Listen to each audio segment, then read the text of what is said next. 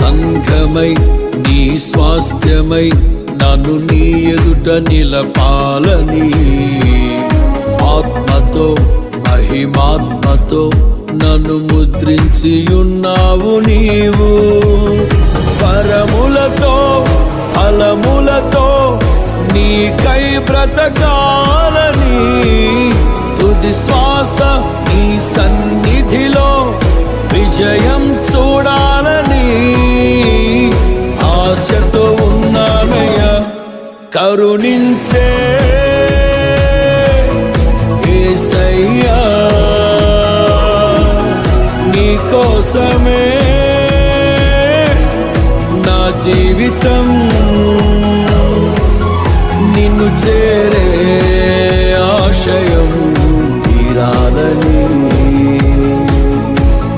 నిన్ను చూసే